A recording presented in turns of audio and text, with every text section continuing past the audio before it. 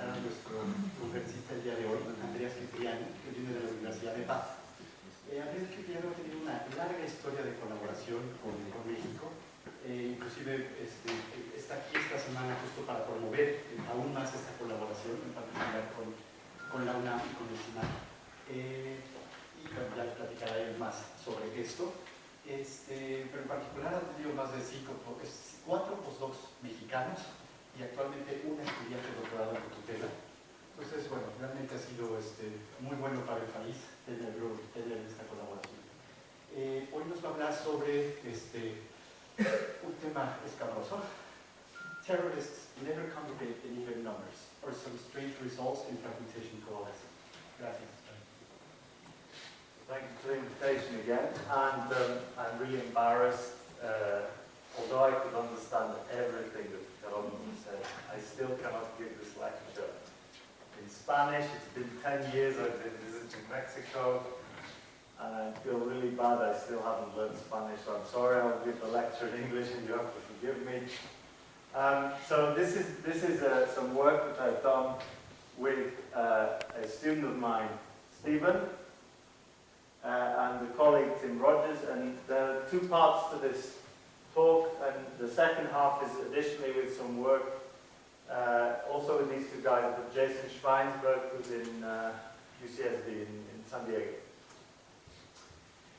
So the story begins when I fell upon a paper in Nature, and the story in this Nature paper tells of a model for terrorist cells, which could also be a model for how we form opinions. Okay, so imagine we have n people or n individuals, and they're grouped together in clusters.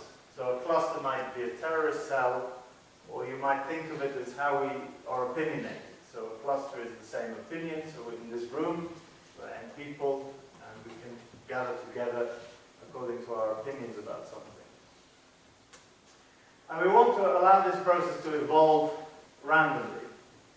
So I'm going to say that irrespective of the size of the clusters, okay, so K clusters are going to merge together at some rate which is proportional to the number of people to the power 1 minus K. Now I have this constant here, but for now just imagine it's fixed, it's constant. Okay, so we're in the room here, we have groups together according to our opinion, and then we have a discussion between 3 groups, we agree on something, so then we merge our group into one big group. Okay? Or we are terrorists in our respective cells, and we decide that we want to kill the same people, so we join ourselves together, maybe 4 different cells. Okay? So, and that doesn't depend on how many people are in the cell. Okay, so at the same rate, at a rate lambda, independently of everything else, we're going to break clusters apart. So the police arrive, they find the terrorist cell, and they disperse the terrorists. Or we have an argument in our cluster, we don't like each other anymore, so we break into our individual opinions. Okay. So if there are K people in the cluster, this K is different to that K, then when the fragmentation event occurs, then we're going to break into K individual clusters with 1 person in each cluster. Okay, so here's an example. These are 3 clusters with 3 people, 1 person, 4 people. They coalesce to make a cluster, 1 cluster of size 8 people. And obviously the same going on here. Here is a group of 9 people who had an argument, and they decided to go their separate ways. All right? So, as I said, the story begins when I read this paper here in Nature. And these guys try to make a convincing case that this is a way of modeling how serious a a terrorist situation is. In particular, I'll tell you a little bit about this on the next slide. They claim that there's even a way of deriving a distribution for the size of the clusters, and according to a parameter in this distribution, we can judge how bad the terrorist situation is. Okay, so I'll tell you more about that in a minute.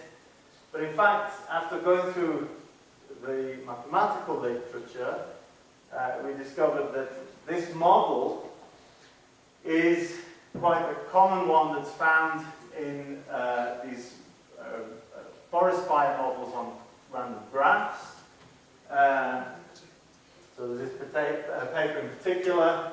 I missed the journal. It's the Electronic Journal of Probability. And this is about what is called forest fires. So it's exactly just a reinterpretation of what the clusters are. So they're fires, and then you're catching fire with neighboring particles and so on and so forth. Okay, so the model isn't that unusual. It's something that appears in these statistical physics models, and in particular, the issue of self-organized criticality is something that's of concern.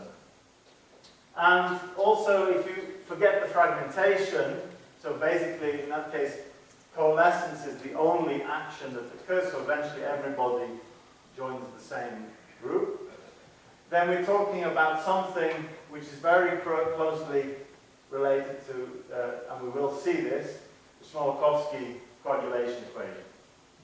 So it's not a crazy model, but perhaps making the case for terrorism through this is unusual. Okay? But in all cases, what are we interested in? We're interested in understanding the model as we let the number of people tend to infinity. Okay? So again, in this room we have n people. We are joining into clusters according to our opinions. We have fights. We break our clusters. What happens when the number of people in the room gets more and more and more? Obviously, the room needs to get bigger and bigger and bigger. Otherwise, we will have some space issues. But the interest is, how can I look for stability in the system? Okay, so back to just for fun, back to the terrorist model. So in this terrorist model, they only allowed 2 blocks at a time to merge. Okay? In the model I'm going to tell you about, I'm going to allow multiple blocks to merge at once. So, and there's a slight difference with the model that I propose, which is that the way in which a merger occurs is that it's not the 2 blocks find each other and merge, it's 2 individuals in each block find each other, form a bond, and then their whole clusters merge together. So that means the bigger the cluster, the more likely you are to form a bond. Okay, so in that case, these guys are doing coalescence, where the coalescence rate is dependent on the size of the clusters, but only 2 clusters at once. And in their model, they also break clusters into singletons. And what they do is they look at the big scaling limit, so they scale this process in n, they scale it in time, and they say, well, what's the distribution of a typical block? Okay, so we've allowed the system to become infinite. We've got 2 opposing actions, coalescence and fragmentation. So if I leave the system to run for infinity and I enter the room, I should see some kind of average stable state. And they claimed that if I came into the room and I just picked somehow in some appropriate sense uniformly at random block, then the block size would have this heavy tail distribution. Yeah, but this means there is a scaling variant? Well, whenever you see this heavy tail, yes, the scaling variance comes to mind. I would not say that I could see in their work a scaling variance in particular. Okay, so, and then what is for them important is this index. Okay? Of course. And so what you see here is actually a picture.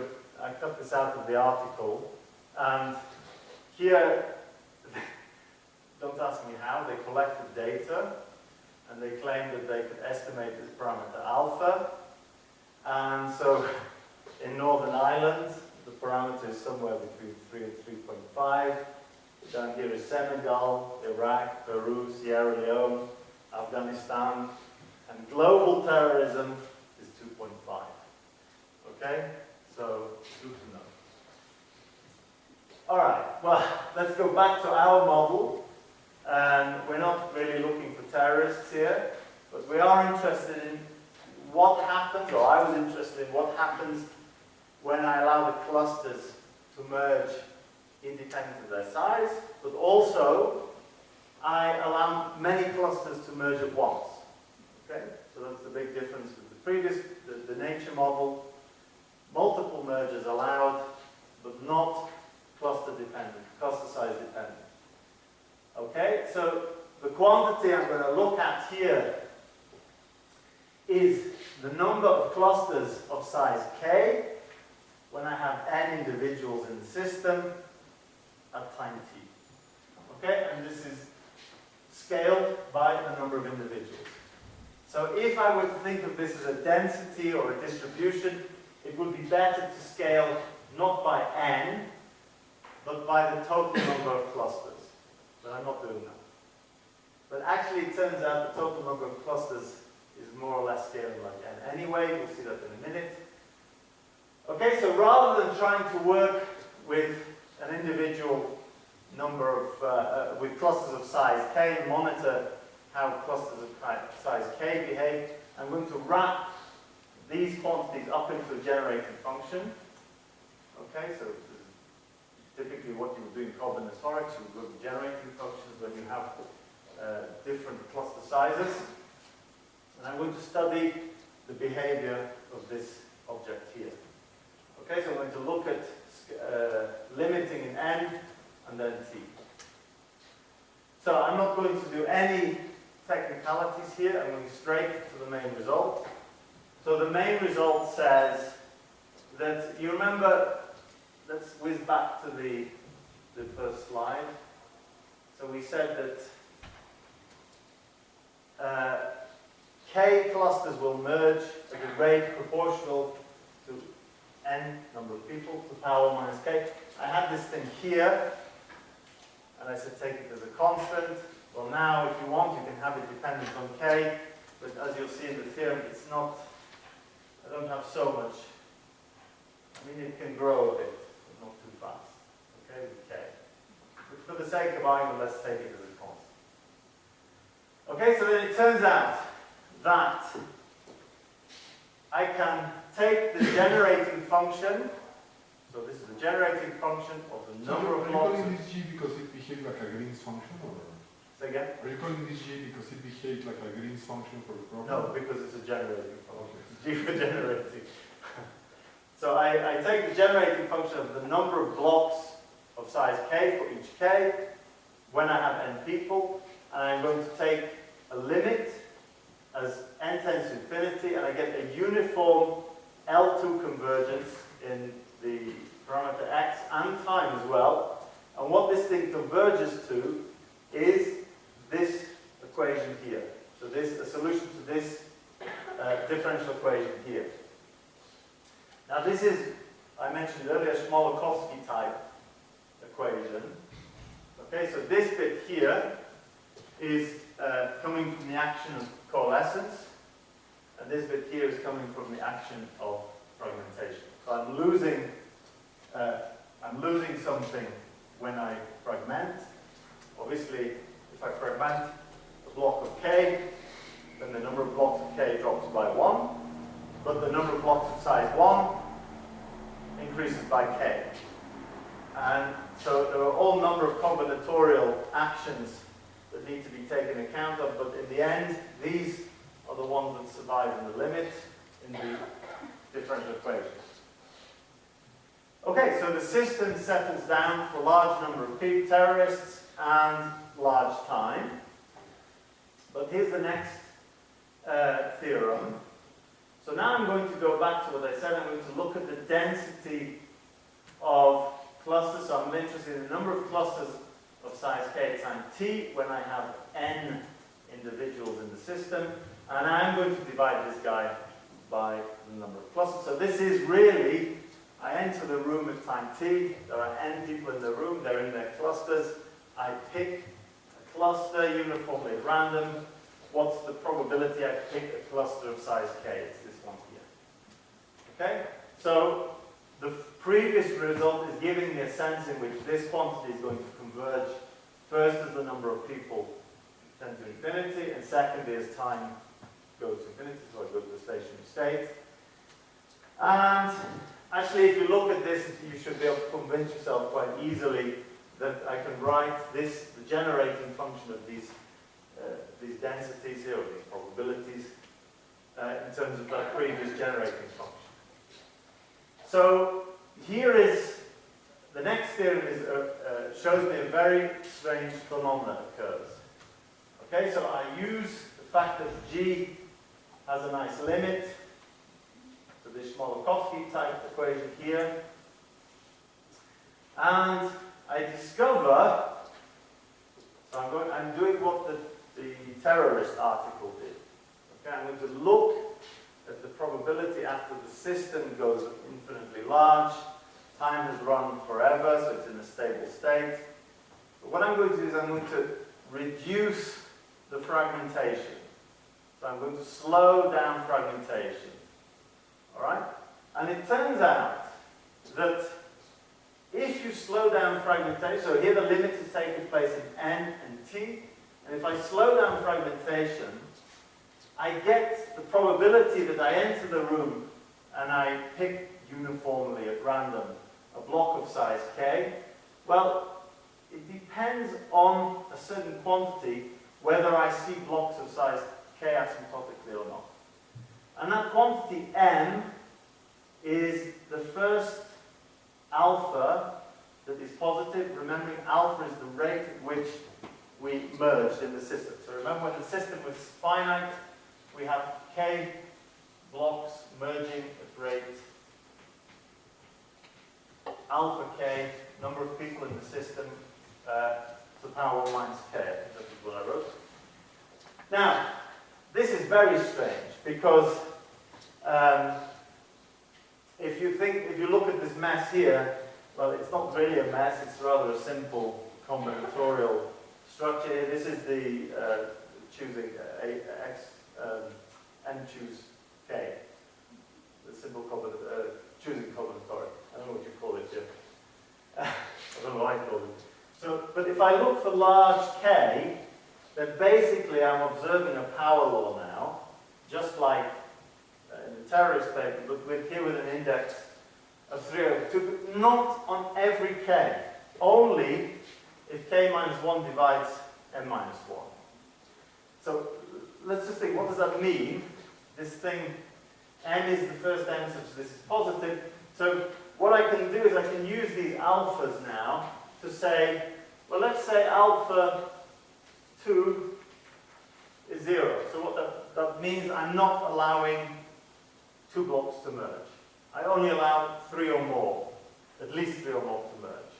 Okay? So this result is saying it depends on what the minimum number of multiple mergers is.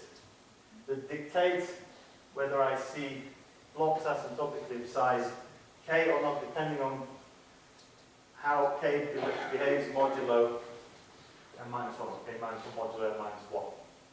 So in particular, suppose I only allow coalescence in groups of 3 and 4. Alright? So that means that this n is going to be 3. So in the previous result, I'm saying that k minus 1 must divide 2. Okay? Be divisible by 2. So this is saying that I have odds and evens. The result is saying that asymptotically, infinite number of people, large time asymptotic, and I slow down the rate which I fragment. I am not seeing even size blocks. Okay? Right? I'm not seeing, let's get this right, I'm not seeing, so 2 divides k minus 1. I was a bit confused here. Okay, so I'm only seeing odd size blocks, sorry. Clusters of even size are vanishingly rare. Okay? So hence the title of the talk, that terrorists only cluster in odd size terrorist cells. Okay? Now this is a very, very strange result. Why should I expect to see only odd-sized clusters?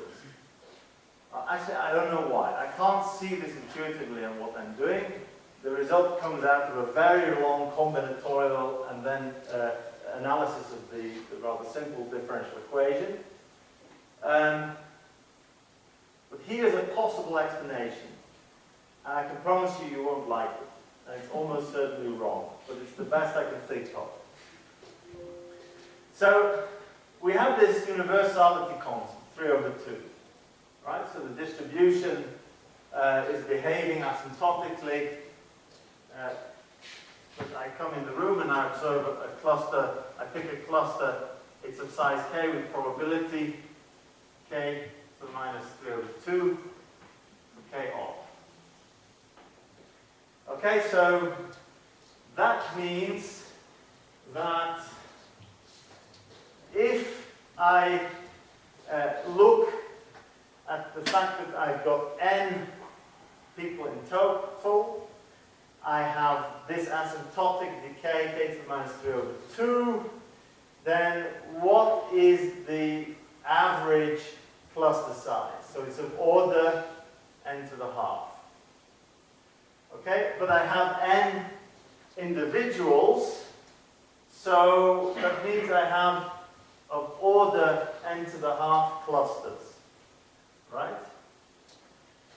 Now, if I now look at the coalescence of triples, then I'm saying I want from this order n to the half number of clusters to pick 3 and merge them at this rate.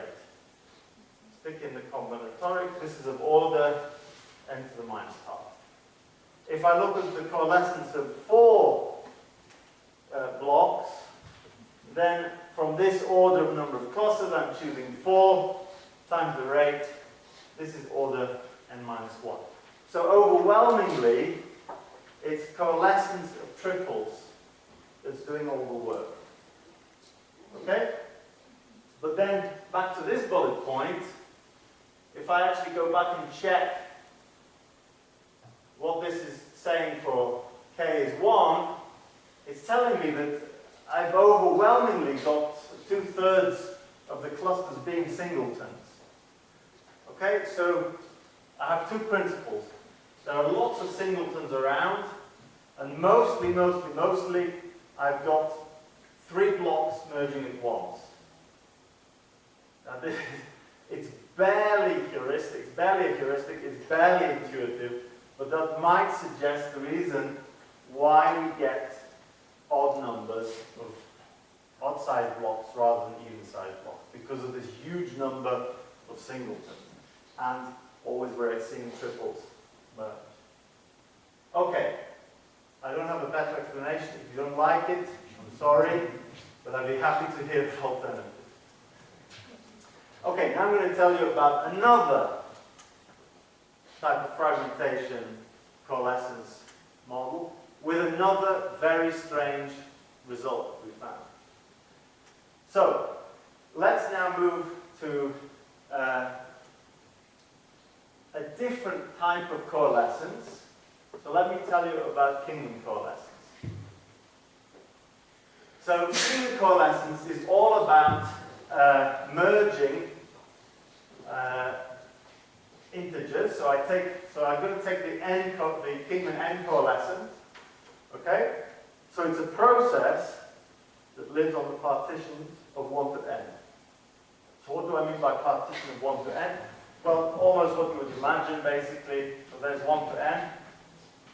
So a partition of that I could imagine as 1 and 3. So let's take 1 to 4.